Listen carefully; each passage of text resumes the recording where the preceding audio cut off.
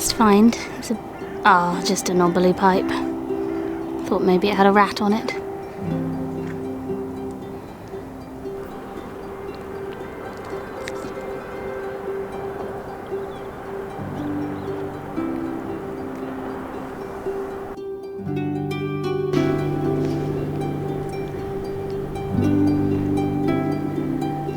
What button? What's it made out of?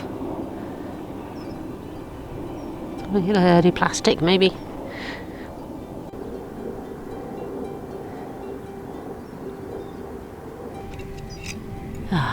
It was a bead.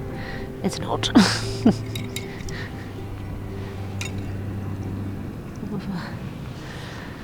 Tube.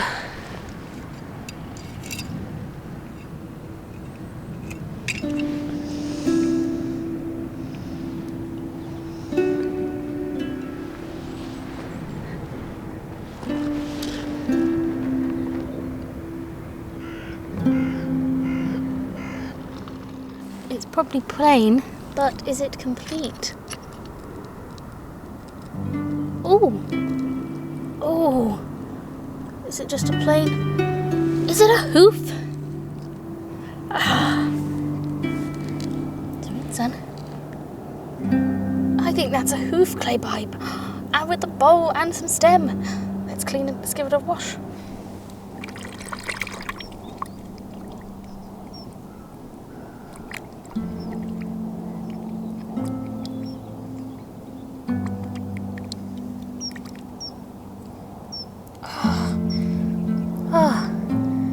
What a great example of a hoof pipe.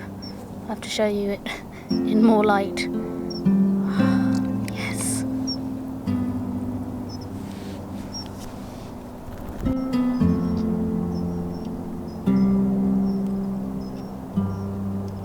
Brilliant start.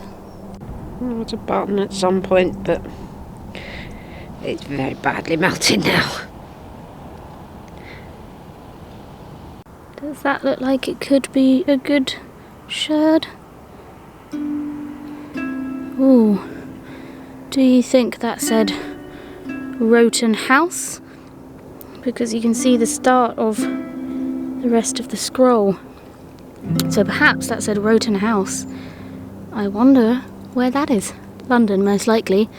But I wonder what the history of it is. I think that's probably our sherd story. Let's clean it up.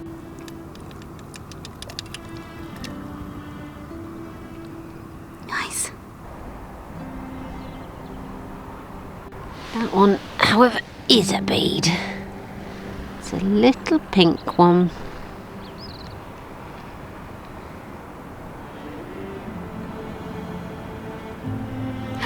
I dropped it then.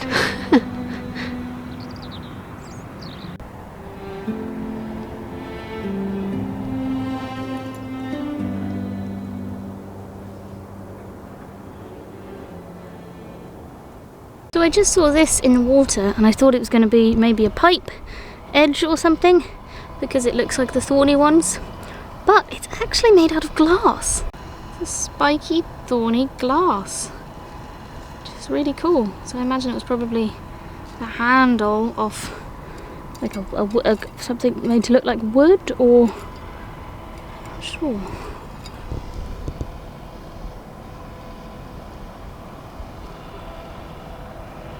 Very cool though.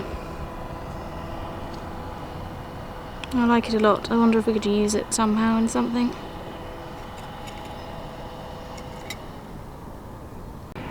It's a sad little sight. Little hand reaching out.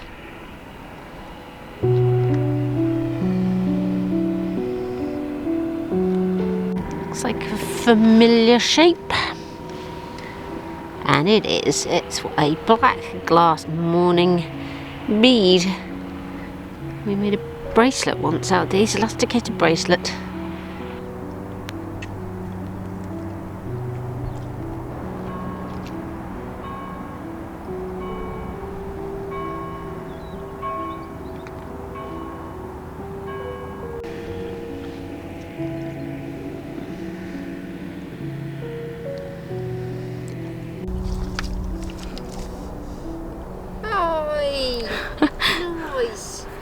colour. It is, isn't it? It's a very delicate one. Yeah, it is. A hoof. Nice. This is for the box, and then our shirt, I'm assuming, because you can see the start of the scroll, this said Roughton House. Roughton House. A house. One bead. And a bead. I've got a Woohoo. plastic button as well.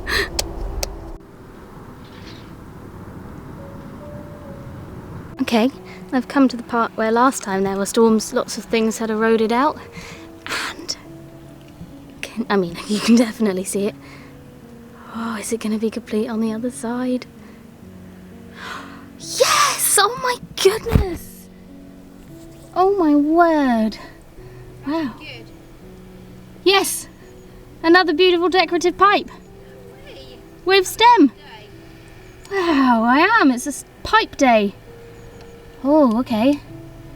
Let's see what else the storm's washed out, shall we?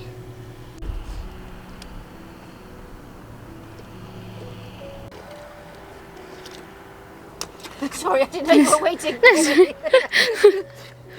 Wow. Isn't that pretty? Beautiful. I don't know why it's a he, but wow. Yeah. I'll come right here then. Yeah. See? So let's see what else the storm has washed Body. out. Oh, nice. Actually, I think I see something before the body. Oh, that tiny bottle. Is I it- saw that. I thought it was just the end. Okay, I was in the wrong place Oh. completely. That's got. I'm really stuck. Uh-oh. My foot. Oh, okay. Oh, it's got iridescence. That's beautiful. Look, okay. It's like a rolled lip. Oh. Okay. Let's have a look at this body. Yeah. Oh, is she holding a rose? Yeah. Not really much enough of her though, is No. there? I found lots of bits today.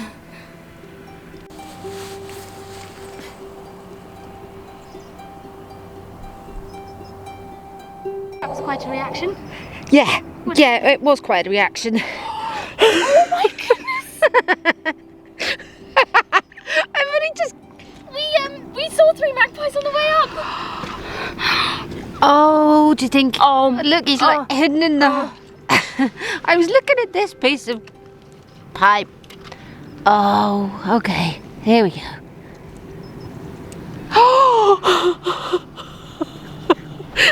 Look at his little face. He's not a frozen shell. He's actually a doll.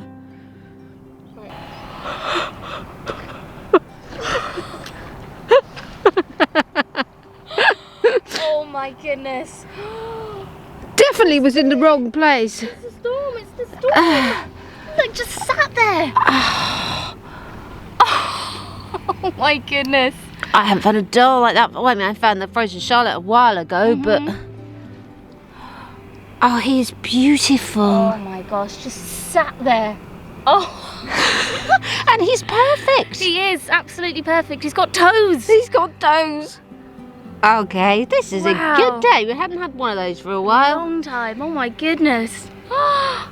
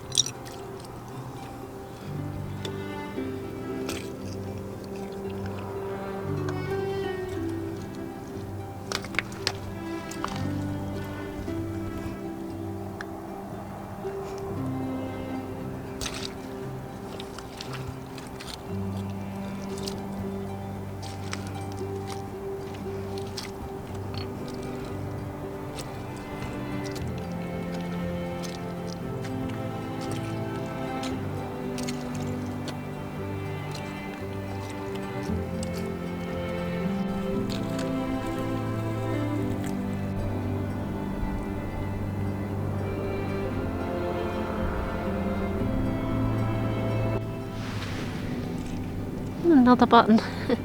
There's another button. There's another plastic button. I thought that was a Gobby for a minute, but it's not. Oh, and a bit of broken doll or leg. Doll's leg. But hey, I've found a complete one, so I can't moan. Looks like a sheep. It's obviously a handle of some sort. Or it's bone or wood, I can't tell at this precise moment. It feels very light.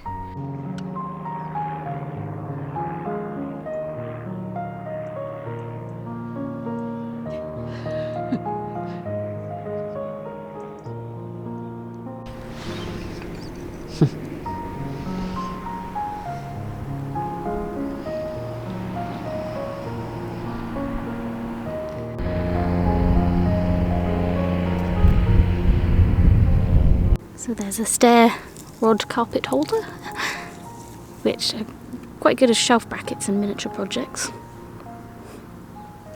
Like it's gonna be anything, or is it just the top of like a stoneware bottle stop? Oh no, I think it's a glass one. It's melted, but it does have lots of writing on it. What do you say?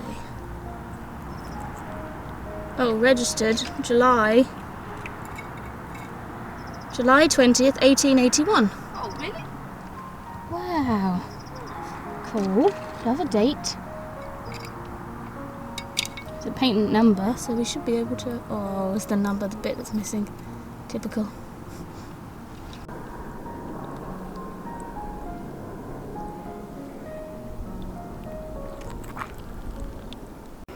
Is this going to be a baby feeding top? Yes, it is. Does it say anything? Oh, has it got a double hole? But yes, it's got a hole all the way through that the rubber tube would have gone through in a baby feeding bottle. So that's cool. I wonder if it will fit, because I don't think we actually have one that fits the two complete baby feeding bottles that we have. So maybe that one will. I'll have to clean it up. Come to clean the baby feeder. Stopper.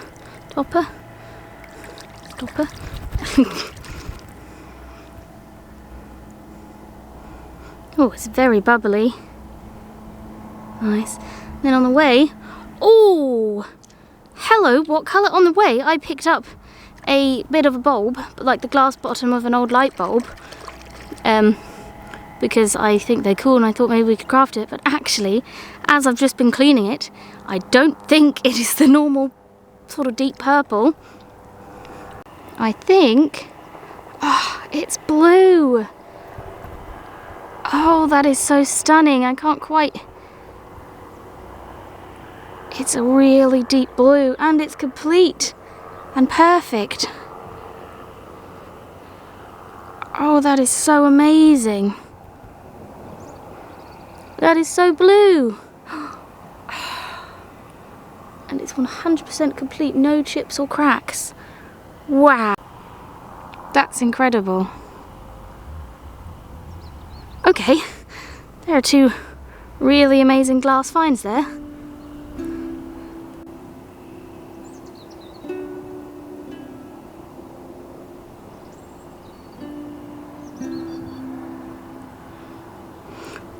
Brilliant.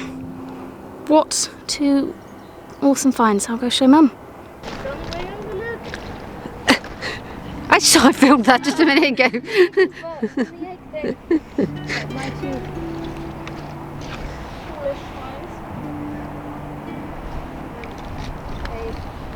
Baby feeding. Oh, yeah. Stopper. Yeah, nice. And then, you know those, like, the ends of, like, light bulbs? Yeah. We've spoken about before. And they're normally deep purple. Yeah.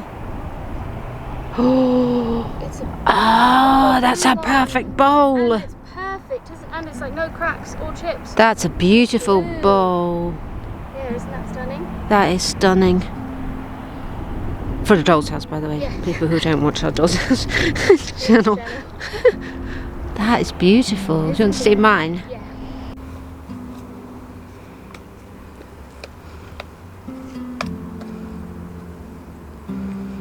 Ooh. Is it bone? Yes. Yes, it is. Wow, what's that? It's a handle or something. Yeah. Ooh. Love a Yeah, bone love a thing. bone thing. Where's Look at that, it's quite a good Yeah, box. where's... I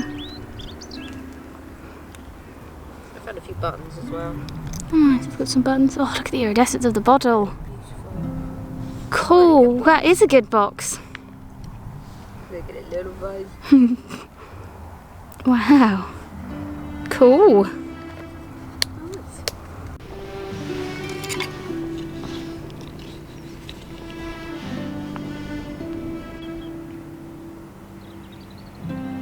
Okay, so obviously that is broken. Actually, first of all, what are you? Just a stone.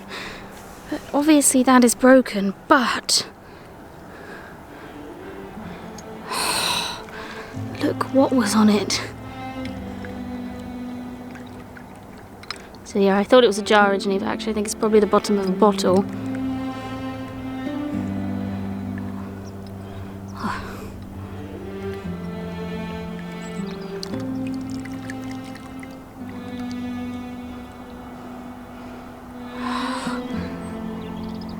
Wow, is it an eagle? Some sort of bird, isn't it? It says trademark.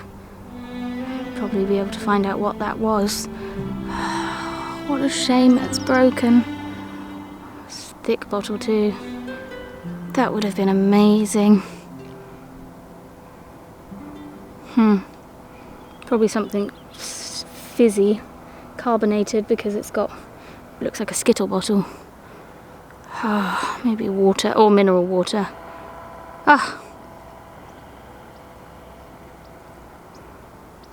Amazing. So this was a trip back to Gobby Beach. We haven't been there for a while. Well, we did go there once, but the tide was completely wrong. And no Gobby this time. No. Not living up to its namesake. No, but some really, really exciting finds. Yeah. And again, not quantity, but quality, so I'll take that.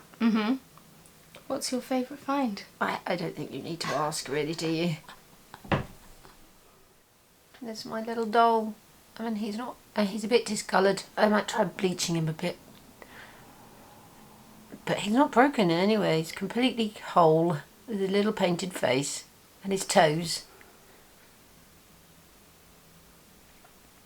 He's amazing. Yeah, he's not a frozen Charlotte or a pudding doll. He's just literally a little doll. I don't know if he would have had hair or not. He might have had little mohair hair. Yeah, it looks like there's like where a line of something would have been. Yeah, he might have. Maybe we should put mohair hair back on him. That's not easy to say. No.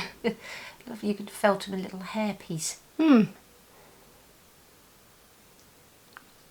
But I think they were just little dolls for Victorian children, just cheap little ones. I imagine he was probably dropped and swept away in the rubbish. Oh. But he's ours now. Yes. Your favourite? My favourite is this. This is my vitrate. No, not even close. Vitrite. Vitrate. Vitrite. V-I-T. V-I-T-R-I-T-E-S. And it is from the bottom of a bulb, as I said. And the most common colours are deep purple, but you can get them in red, green, blue, and apparently we found them before, but quite often they're sort of cracked or broken, and as I said, deep purple. But this is a perfect example of a beautiful cobalt blue one. It's not glass. It's not glass? It is. It's... Oh, I've got pain on my finger, sorry. So in the early 1880s, early light bulb insulators were made of wood and secured in place with plaster of Paris. In 1881, the wooden insulator was eliminated in favour of the less costly option of using just the plaster.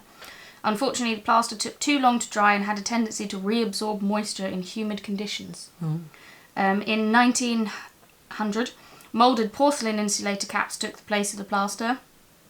The method was expensive and labour intensive. So in 1901 a solution was found by Alfred Swan, brother of Sir Joseph Swan, the inventor of an early version of the incandescent light bulb.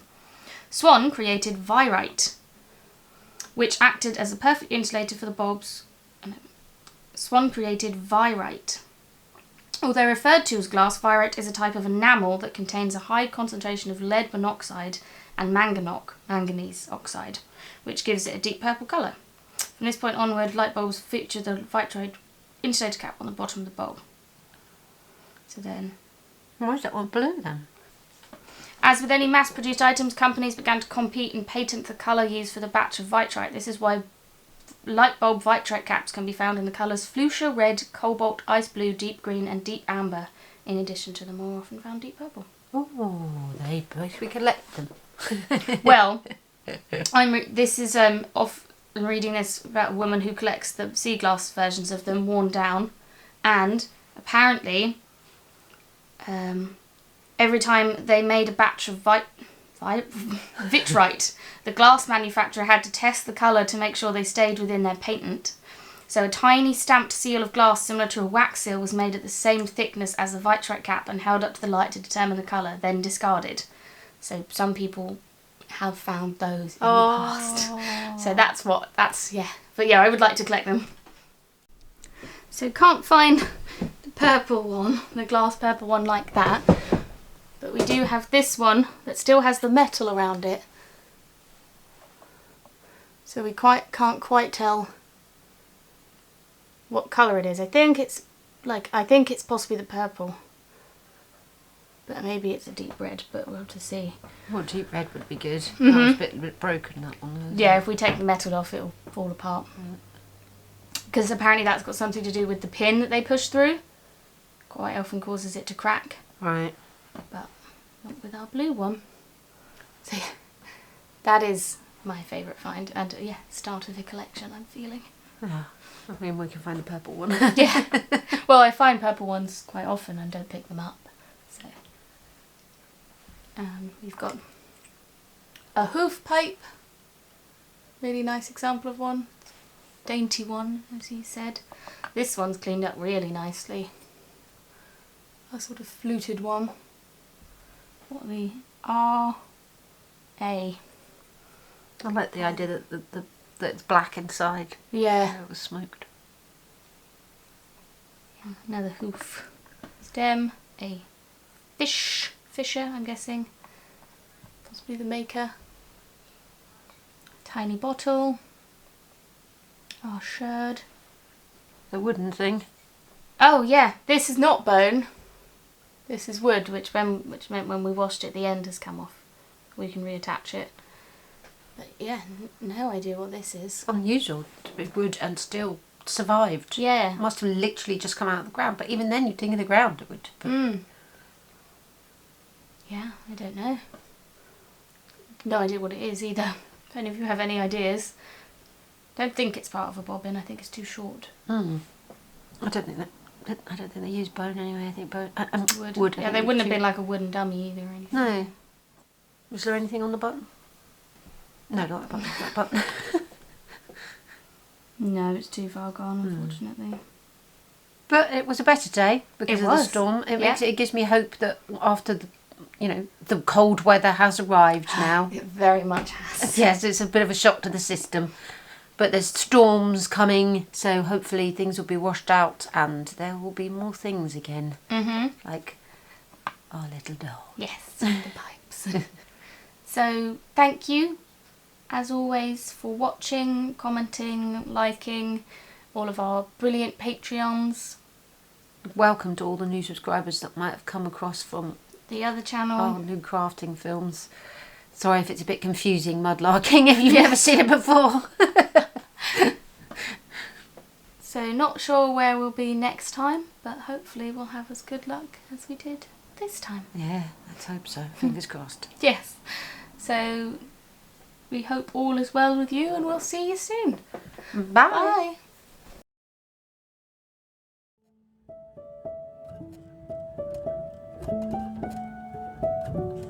So this week's sherd would have read Rowton or Roton houses. And Roton houses, I think I'm going to say, would you say Rowton or Roton? Rowton. Rowton, okay. So Rowton houses were a chain of hostels built in London by the Victorian philanthropist Lord Rowton, and his aim was to provide decent accommodation for working men in place of the squalid lodging houses of the time. So he wanted to make something that were a cheap accommodation that was better and cleaner than anything else that was available. The first Rowton house was at Vauxhall and it opened in December 1892, and that one was personally financed by Lord Rowton, and following its success a limited company was formed to expand the scheme. And they were all constructed along the same basic lines. The ground floor and basement contained the entrance hallway, dining room, smoking lounge, reading room, washrooms, barber's shop, shoemakers and tailor rooms, clothes and boot cleaning rooms, parcel rooms. And then the upper floor contained a large number of private cubicles, of which each contained a bed, chair, shelf and a chamber pot. Residence in the establishment cost 6d per day. 66 shillings per day, although no access to the cubicles was permitted during the daytime. Lodgers could either buy food in the dining hall or cook their own, which is nice. So George Orwell, in his 1933 book, Down and Out in Paris and London, wrote about lodging houses. The best are the Rowton houses, where the charge is £1, for which you get a cubicle to yourself and the use of excellent bathrooms. You can also pay £0.50 for a special, which is practically hotel accommodation. The Rowton houses are splendid buildings, and the only objection to them is the strict discipline with rules against cooking, card playing, etc. So there was the first one in Vauxhall, there was one in King's Cross, there was one in Newington Butts, there was one in Hammersmith, Whitechapel, and the last one was in Camden Town. It was the last to be built in 1905 and the largest. And the only one to remain in use as of 2023. Oh, really? There's one still there? With a supported accommodation for 95 homeless people, other affordable accommodation and a conference centre. For its 80 years, it had a capacity for 1,200 tenants. Wow. It's still going, so Lord Rowton's work is still Still there. going on. That's Nice. really, really nice. A description of the Hammersmith Rowton House from 1899. Saturday last saw the opening of the 4th Rowton House in London. This one has been given a commanding position in the Hammersmith Road, not far from the railway station, and it provides no fewer than 800 separate cubicles. It is considerably larger than the Vauxhall Rowton House, which has only 475 cubicles, or the King's Cross Rowton House, where there's only 677. The other, which stands in Newington Butts, is a trifle larger, having accommodation for 805 men. The 5th Rowton House, for which plans have already been prepared, will be the largest of all. It is to be built in Whitechapel. There is some talk also of a woman's Rowton House, for which £50,000 has been guaranteed by women interested in the movement. Bathrooms and shops. The new premises in Hammersmith have been fitted with all the completeness of the other houses. There are dining rooms, a smoking room, a reading and a writing room, bathrooms, a shoemaker's shop, lodgers' storerooms and lockers, all on the ground floor or basement. 3 stairways admit to the cubicles above. Not only have the lodgers bathrooms, there is a dressing room provided in the bath corridor to enable lodgers to change their garments during the hours that access is not permitted to the cubicles. A special wash house is provided for the use of lodgers who may wish to wash their own garments. The walls are of glazed brick and the place is fitted with 10 washing troughs in ivory glazed fireglay. Hot and cold water supplied to each, and a large heating stove surrounded by a galvanised iron framework for the speedy drying of garments. The creative side. Chief in this connection is the reading room. A good assortment of books is provided, although the superintendent must be appealed to before a book can be removed from the shelves. The books are stored in cases with glass doors so the titles can easily be read from the outside. A lodger need but to mention the book he wants and he secures it for the evening. The tables here will seat some 176 men, while any number of others can make use of the easy chairs and gather round any one of the large 4 fireplaces. So that article does go on a lot, but it does say that in the meal times goes on to say, another room is reserved for keeping cooking utensils. Crocking? Is that like how they used to say crockery? Maybe. Another room is reserved for keeping cooking utensils, teapots, and the like. So I imagine that room is where our Sherd house sherd would have been kept. Lodgers who cook their own food have the free use of all the things here. They are not expected to clean them. The various articles are left in the dining room after use and afterwards collected by the attendants. Oh. It sounds really, yeah. I mean, this is on workhouses.org, Right. so this could be slight sort of propaganda, but this one, it sounds very nice. Yeah. And George Orwell said they were the nicest of the bunch. They said the section of the floorings in the bedrooms also enables isolation and efficient fumigation in the event of a case of contagious disease. Right. So they really thought of... But people had to pay to stay there. Yeah, but really not very much money at all. So homeless people who didn't have a lot of money could live there. Yes, that's what. Right. Yeah, that's what it's the point called. of it. Yeah.